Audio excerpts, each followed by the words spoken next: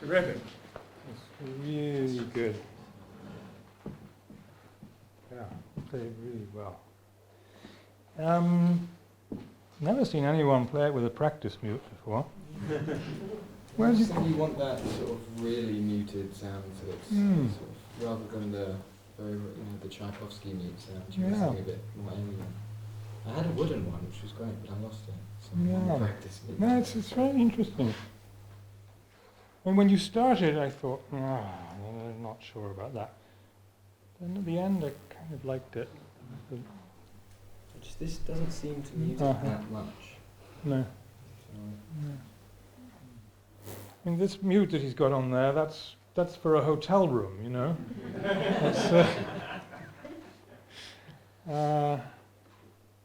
There've been one or two composers who've written specifically to use a practice mute. Kurtag did it. For a metal one. Who did? Kurtag. Was it particularly metal? Right. And Sofia Gubadilina also did in one of her etudes. But so you came up with this, or did you see someone else do it in this piece? No. Well, my teacher recommended I get a wooden mute. And I had that, and then I lost it. Yeah. I had this just for practicing. I'm curious whether. I mean, first of all, whether your cello has wolf notes, and secondly, if it does, what the mute does to them. Well, a wolf note, with this mute, a wolf note appears. Yeah. It doesn't seem to usually have it. Right. You all know about wolf notes? Yeah. Some yeses and some noes, yeah. Wolf notes are a wonderful thing, which is, the cello seems to be the instrument which is worst afflicted by a wolf note. So it's just, there are one or two notes on the instrument which, instead of sounding like they sort of sound like and it varies from instrument to instrument. Some instruments have them, some instruments don't. Sometimes you can control them in such a way that they actually enhance the sound because they're more resonant than the rest of the instrument, which sometimes can be great, but they can also be, of course, extremely irritating. But there are ways of controlling them. I mean, I didn't notice you had any problem with them, but I also wondered, all those places where he asked you to play on the C string that you were playing on the G string, was that because of wolf notes, or was it just because just quality of sound? With the mute on, it's okay, but yeah. But this one is without the mute on. No, do it with that, yeah. I mean, I guess maybe that's the sound. I think he's after something that's. You see, my only criticism of what you're doing, I think you're getting deeply into the music, actually. But my only, if I have to pick at it, which I guess that's why I'm here, so, is that it was a little bit normal. Yeah. And I think that's because of some of your choices, not just string choices, but again, bowing choices. Because, well, you were sitting there when we were talking about comfort. And you definitely make yourself comfortable in this with bowings. So when you play ting da dum and ti da Some of them change at the last minute. When I get nervous, I tend to use all bows. I really wish that we cellists could all band together and decide that playing with a slow bow was a very beautiful thing. not just a very beautiful thing, but a very important thing. And maybe not just a very important thing, but an essential thing. Because it makes the audience feel different, you know. I have to take your shot. Sorry. Oh, didn't mean to take that with me, but you know, there's just a difference between this is nice.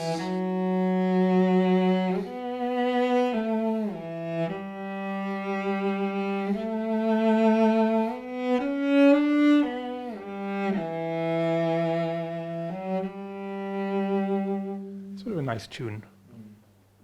And this,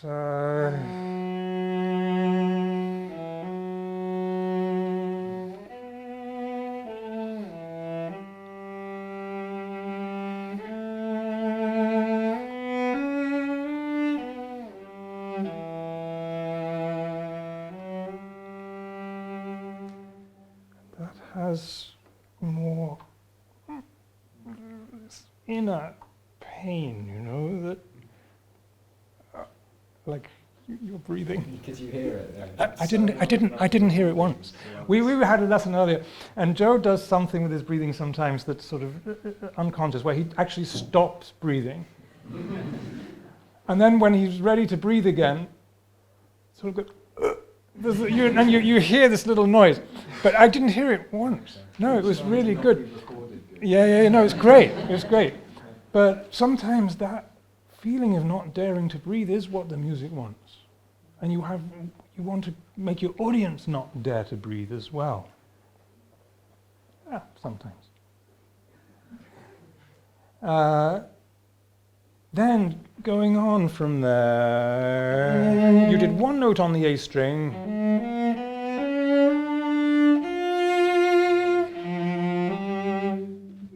You mean that? Kind of. Yeah, okay. I mean, Let's talk about it. What's good about it? A whale. Yeah. Thing is that you're about to have that A string color. I think if you play...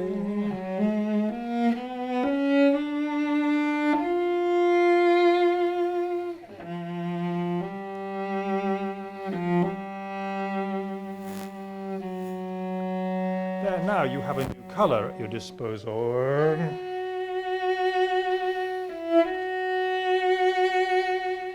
And it seems to me that sort of makes a little bit more sense. But, you know, you're playing it. It's one of those things I do and then take out yeah, and get nervous. And yeah, the easier one. yeah. It's a small thing. But I would like to talk about some of these string choices after that. So this one...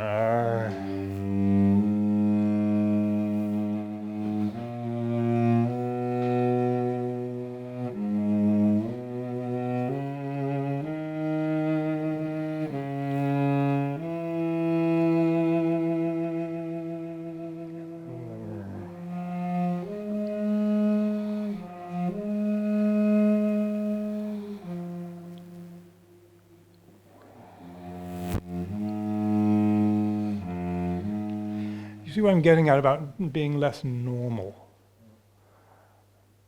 It's pretty sickly, actually.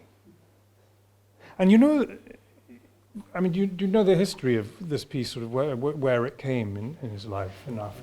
Was it something to do with divorce? No, not that I know of. Was it? Was it divorce? It was to do with being absolutely savaged in the press by the opera, Lady Macbeth. I mean, he was just crucified for, you know, they said this isn't music, and he was sort of heartbroken by that.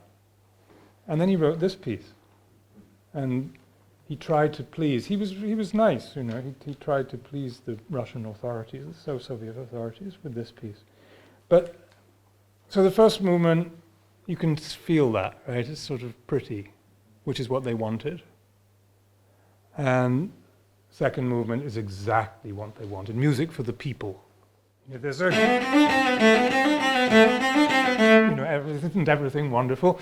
But But then in this third movement, which is completely different, and where he's really searching inside himself for what he really feels and who he really is. And there's a sort of desperation about it. So that's what I think some of those sounds are.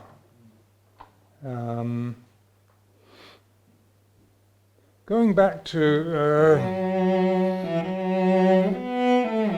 as opposed to it's the same when you reverse parts. You know, when he plays that and you're playing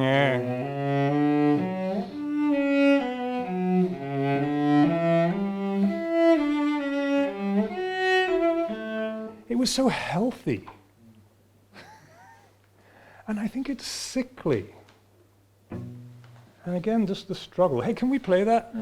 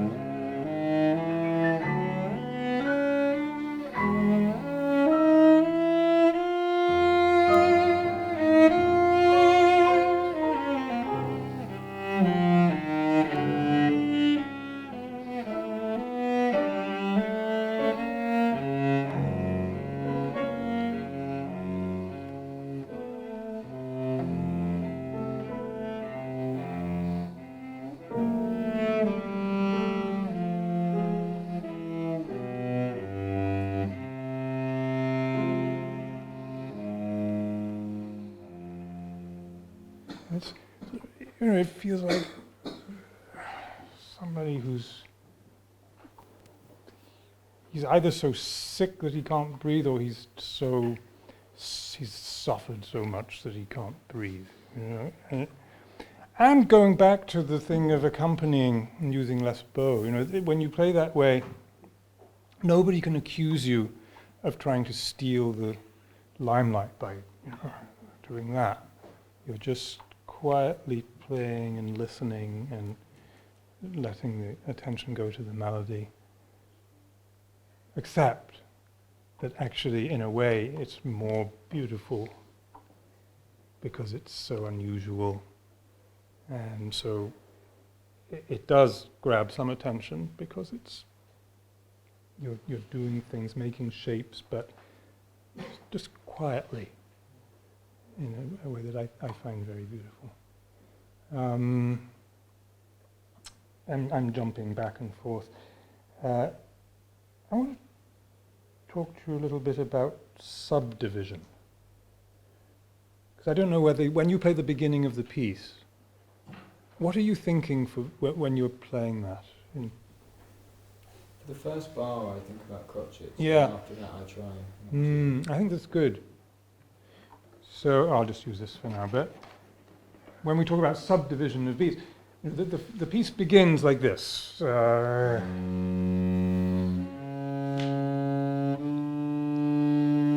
3 notes.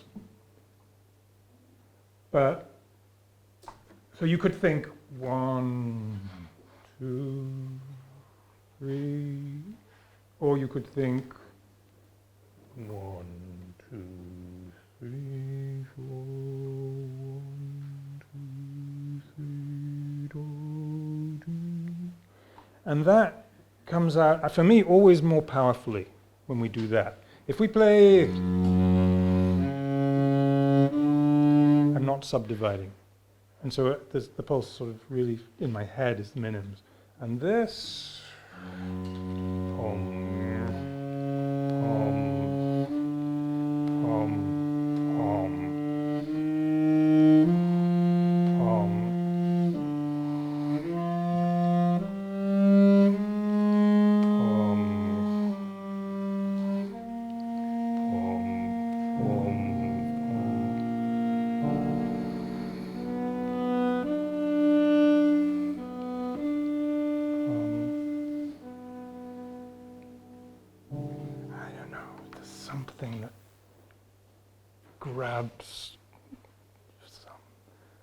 rhythmic, universal attention. I mean, do you know what? Do you know what it is? Does it make a difference? Yeah. It just forces you to go right to. Yeah. Maybe that's it. Yeah. It helps you connect note to note. Do you want to do that? You can use your practice mood if you prefer it, but.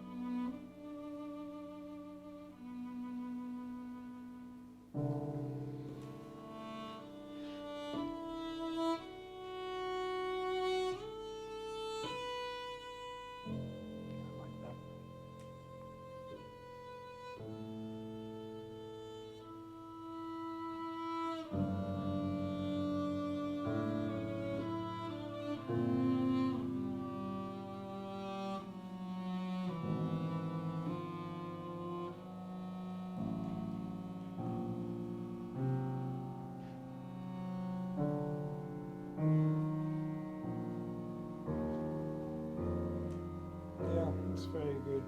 It's great. It shouldn't make you play slower. I think the beginning was probably a little bit slower then. But it was more engaging. And something that will make it still more engaging. This is not just for this piece, but this is for everything.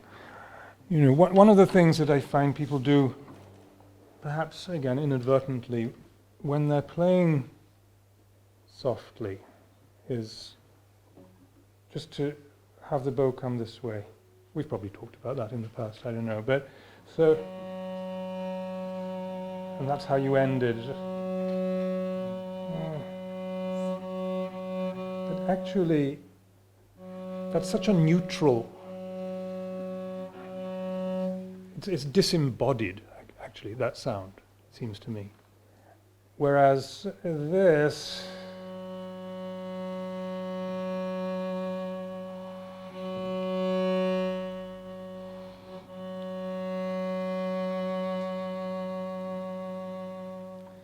so even the beginning, rather than being sort of sotto voce, you know, which is also disembodied. The word that I'm looking for here is core. That's what I keep coming up with. Center. So when we play nearer the bridge, we get more core. When we play nearer the fingerboard, we get more air. This kind of, with the practice, it's hard to demonstrate, but you can still hear it. The difference between this or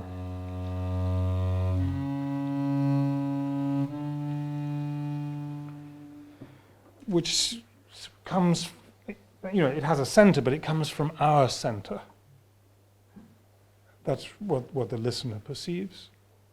Whereas the other, they sort of perceive as being a little bit airy-fairy and not having a center. Plus, I think that if you do end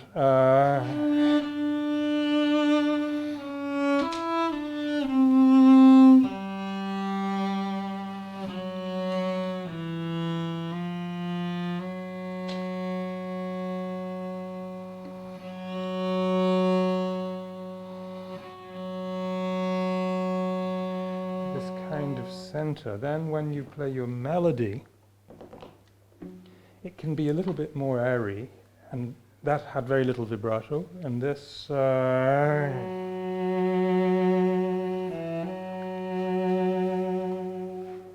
because you have the B minor chord, right? I mean, it's more beautiful.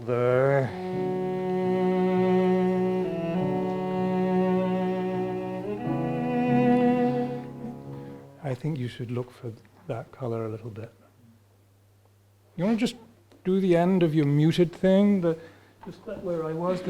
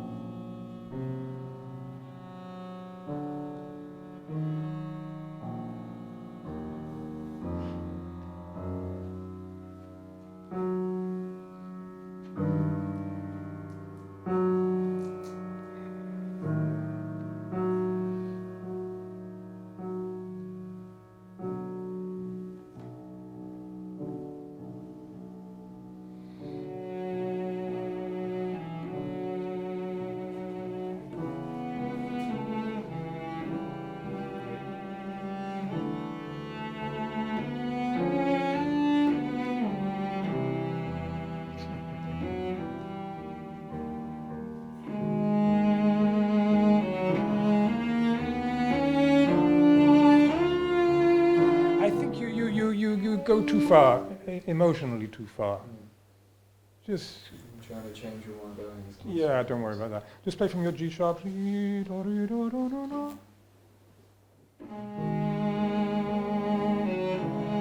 little up, not much.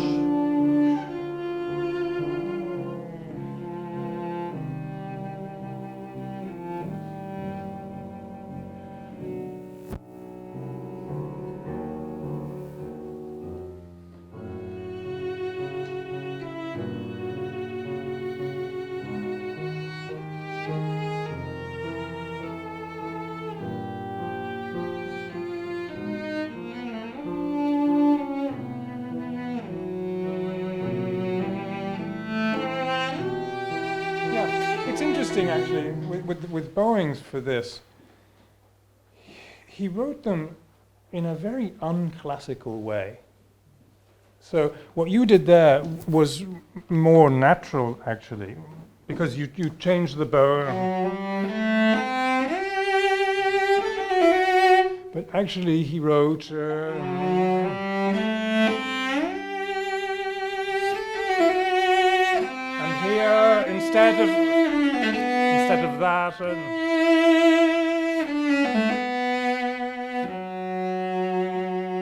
then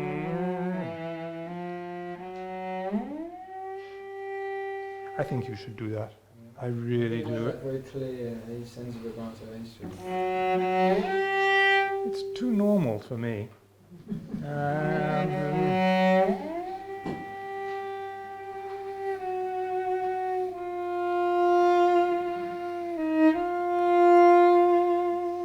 I like the sickly sound because I think he was sickly. I think he was at the end of his rope, and this, or even, I mean, yeah, it's different. It could be. I'm not going to argue with that one, really. Except, again, don't teach Mr. Shostakovich a lesson. That's the only argument for me. I always wonder about these, whether they were Rostropovich Yes. No, I don't think they're Rostropovich. I think they're the other guy, the one who played it first. Whatever his name is. They're starting to go way up the C string. I know. We'll never know now, probably. Yeah. Yeah, so we were talking about, remember the one I said while you were playing, I said I like that? No, you don't remember. Yeah.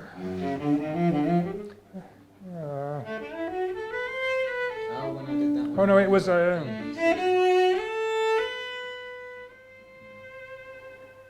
Again, that's just an unusual one. I mean, it would normally be that, wouldn't it? Which is beautiful also. But he wrote the other, and you did it, and I thought, great, because there's something more fragile and precarious about it, because you also have to play together, and you can't give him a sign. With a bow change, he can tell. But if you play in,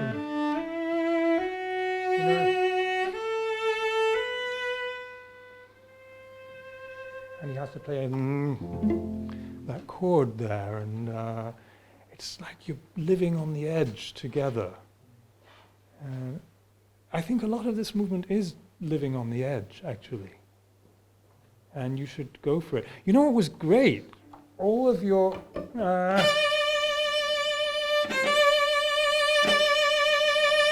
that was thrilling. I was trying, because we spoke about this yesterday.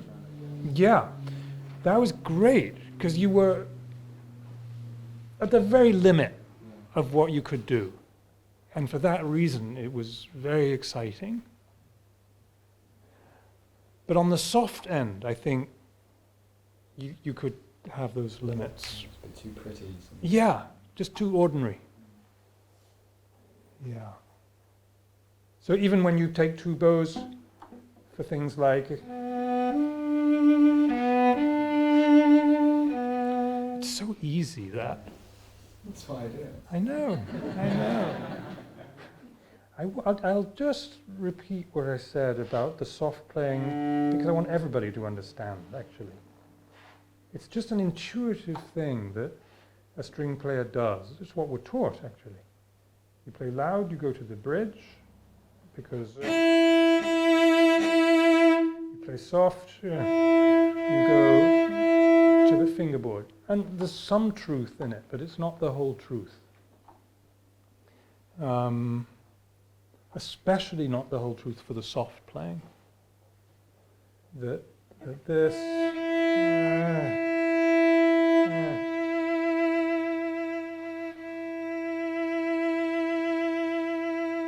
right, there's something really wonderful about that.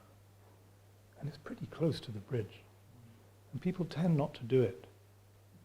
But I think it's a color that really should be used quite often. And actually, on the other side of the coin, with the loud playing, it can be annoying. In your case, here, it's great.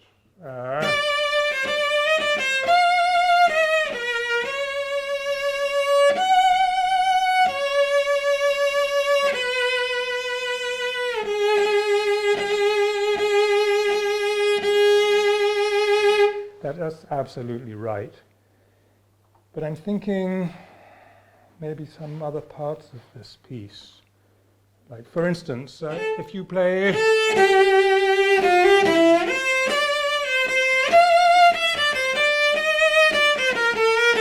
that's not great. Because it's just too abrasive and it's just loud. So it doesn't have any classical beauty to it because it just sounds like someone's trying to play loud. But if you...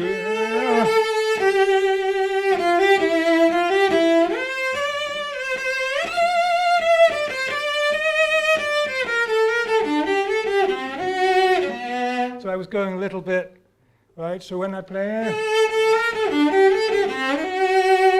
rather than... right, which is just... very unrefined.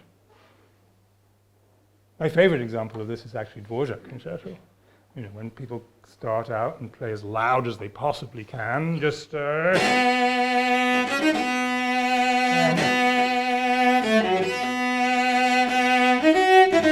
and it's horrible.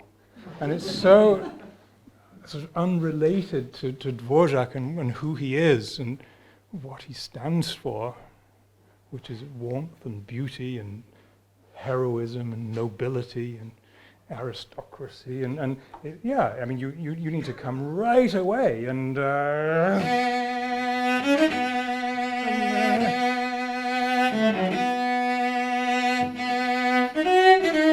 it's plenty powerful enough, but it has just more of a human character that people want to associate with. So, yeah, I'm talking just really about this and turning it on its head sometimes. But I think for the beginning of your slow movement, you might think about that. And for a lot of the soft playing, not all of it, but any of the soft playing that you feel is really coming from the depths of your soul. Don't play on the fingerboard.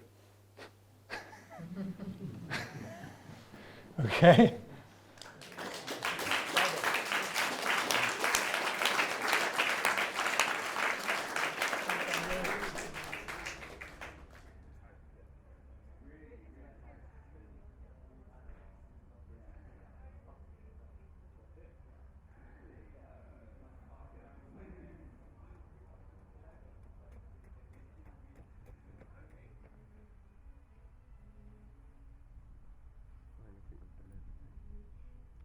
Okay.